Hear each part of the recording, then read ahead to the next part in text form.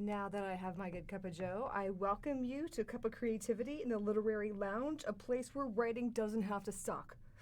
I'm your host, Kynda Faythe, and today I'd like to talk about writing and why writing is important and why writing gets such a bad rap, and also why you need to begin your writing journey today. But before I dig into today's topic, I want to give a shout out to the Wichita Advanced Learning Library for providing this amazing setup, because I certainly do not have computer screens and great big huge headphones and obnoxious microphones in my living room, so I really want to thank them for that. And I also want to highlight my passion project, Faythe Publishing, Inc. We are a nonprofit publishing company. We're best known for supporting new authors and their writing journeys. Now, we aim to foster the art and the craft of writing. Like, we are not just going to just throw out and just like print anything, but we also want to promote, let's try that again, promote new authors by offering them support and by giving them a larger audience for their final books. We take all genres of writing. We work with all levels of writers. Right now, our books include poetry, short story collections, novels, anthology, reference books, coloring books, and we're actually starting to tap into the children's books. I'm kind of excited about that. More importantly, we surpass the status quo by cultivating authors, right? We are growing authors. And we also are trying to create scholarships and writing fellowships to support honing these skills. So, before I do anything, let me just introduce you to the world of faith. For years before I begin any class, I have everyone begin with a mantra. And I don't know, why should I change my practice now, right? So a mantra, if you don't know, it's a group of words or phrases or sentences or just things that you said aloud that help you concentrate. It's something that you say over and over and over again. It's kind of like that self-fulfilled prophecy, right? When you say something over and over and over again, or you hear something over and over and over again, you actually begin to believe it. So once you learn this mantra, I want you to say it loud. I want you to say it proud. I want you to just maybe stand up on a chair, maybe use a kazoo, maybe put your hand over your heart. I don't know. It's a thing. It's a thing. Is it cheesy? Yes. Do I care that you don't like it? No. But it's fun and it kind of just helps. So here is the mantra. Today, I will face fear. Today, I will be brave. Today, I will struggle. Today, I will grow. Today, I will get through this. Today, I will embrace this experience. Huzzah! And of course, now you have to shake your hands like in a bunch of, goofy jazz hands. So, all right, friends, let's just settle down just a little bit. I want to tell you a story. I kind of want to start off about why writing is important through a little story, and I like to call it Big Chief and the Story of Lifeblood. Now, every family, every group, every clan, every tribe has a story. And every person is composed of this ever-changing anecdote, of this, it's a tradition of beliefs, of customs, tales about his or her community, passed through generations of word of mouth or actions. Now, this can consist of legends, music, oral history, proverbs, these stupid jokes, popular beliefs, fairy tales, and even traditions.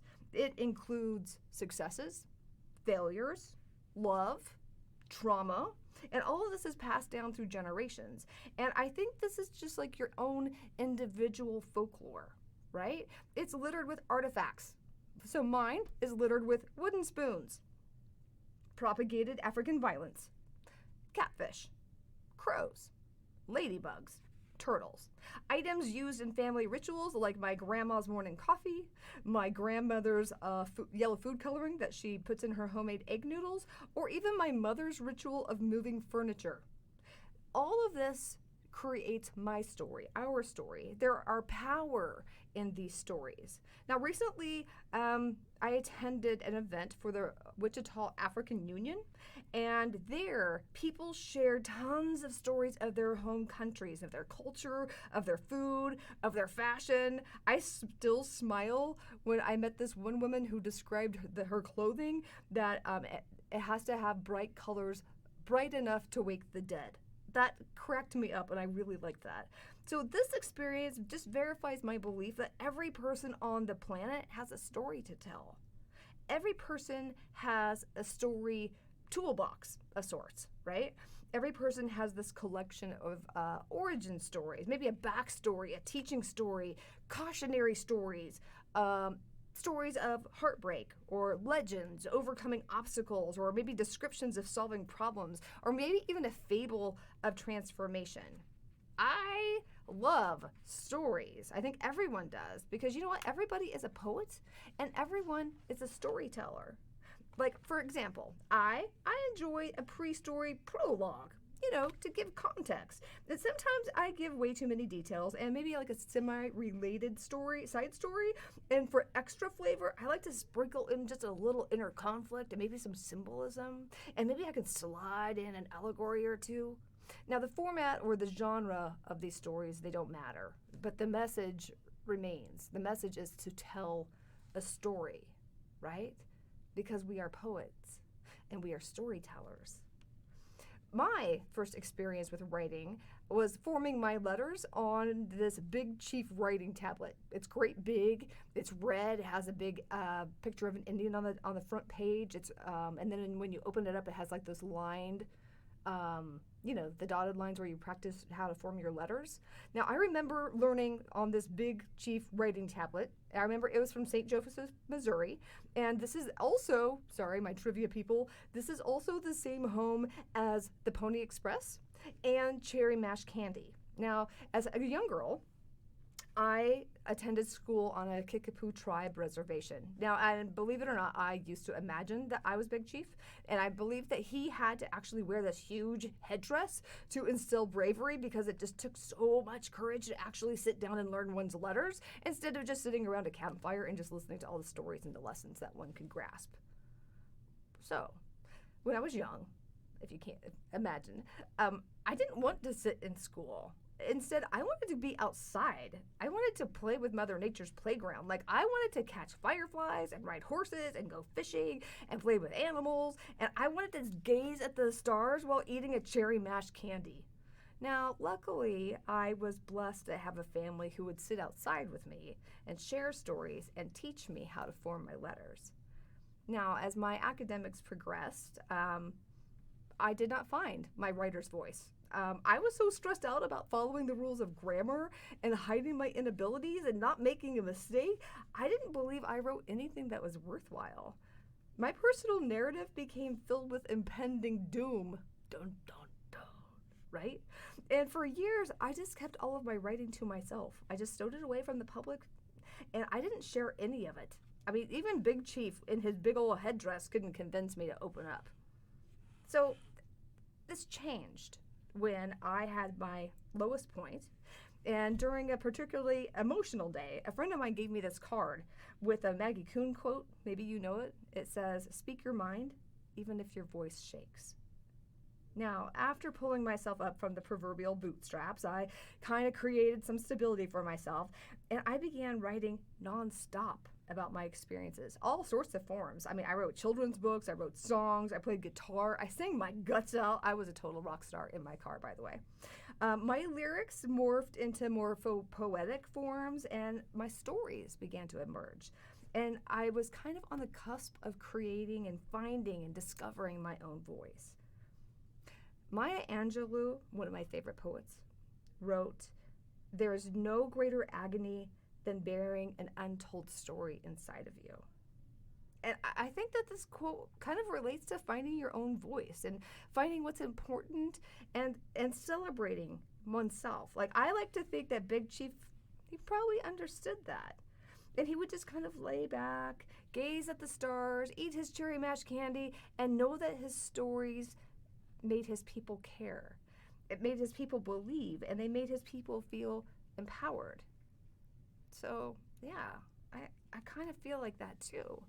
So I believe that writing is a lifeblood because we need stories to survive, because we're poets and we're storytellers. Now, I share this story, listeners, not because I necessarily want to talk about myself, but I want to actually instill inspiration. I want to yell from the rooftops that stories matter. Words matter, right? Words matter. We remember everything from our stories. We learn everything about when we should not be crossing this street. We learn about, I don't know, safety lessons. We learn about why you should never go into grandma's basement because like the monster lives in there. Which, by the way, I was like 25 before I went to my grandmother's basement. Just say it there. So why does all of these stories, if the stories matter so much, how come writing gets such a bad rap, right? So if you don't know, I teach high school English and creative writing and rhetoric of horror, but that's another story altogether. And I can tell you there are tons, we're talking tons of students and adults who absolutely hate writing. So why is this? I actually kind of have a couple theories. My daughter, who happens to be a senior, she is more than happy to share this with me. Many students tell me that number one, it's boring, right? Well, my response to this is when you're bored, that means your imagination is trying to get your attention, right? I have got the attention span of a gnat. I am never bored. So I challenge you to open your creativity, right? Number two, teachers ruin it. Yeah, I'll own that. A lot of times in English, or at least in my experience, we, the teachers, are expected to teach you how to write academically. What does that entail? Super long essays. Students aren't interested in it, and there's not really a lot of time to write anything else. Number three, the topics aren't relatable. So I'll tell you what, right there. Sometimes with academic writing, the process isn't exciting, but the topic should be, right? Be excited about your writing. Be excited that someone's going to read your words, right? And of course, the fourth one is that the craft, like the actual art of writing, isn't really being taught. It's kind of like a wham, bam, thank you, ma'am.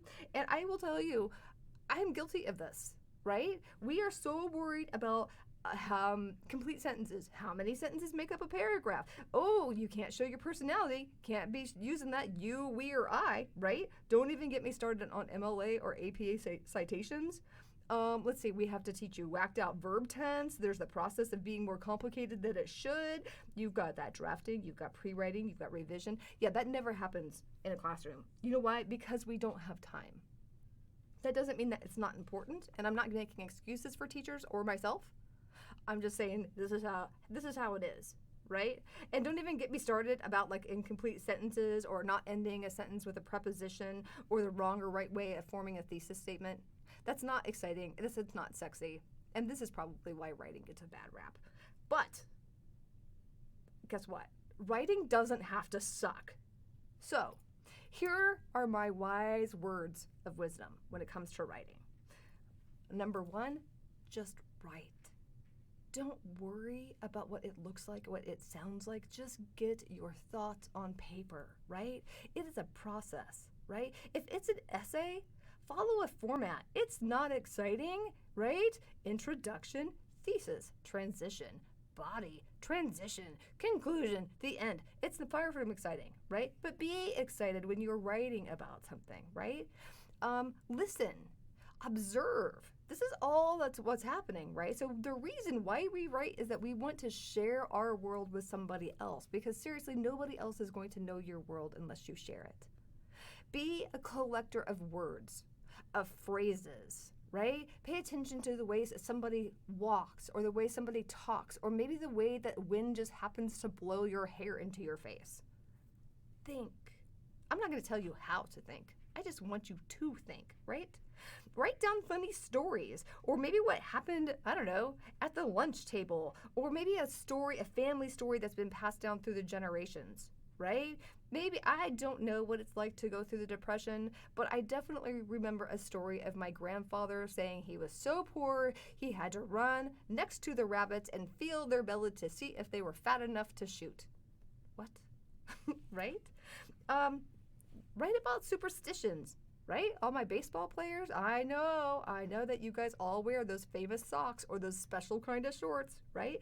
Maybe you can write from a different perspective, from a child, right? Have you ever tried to child safe something? You get on the floor and you walk around, you crawl around and you look at something just from a different viewpoint. That's kind of what I'm asking you to do. So here's my call of action for you. Grab a cup of joe or coffee or whatever your heart desires, and just begin writing, right? Maybe you can email yourself, or maybe you can just write a little note on your phone, or buy yourself a really fancy writing journal with the ultimate perfect pen, or maybe you can just write something on the back of a napkin. I wish that we all began a writing revolution, right? I want our thoughts, I want our ideas, I want everything to just flowing and pouring just like a favorite cup of creativity. See where I did there? My name is Kynda. My name is Kynda Faythe. Most everybody just calls me Faythe. We are in a cup of creativity in the literary lounge. Just remember, writing doesn't have to suck. I look forward to reading your work. Until then, next time.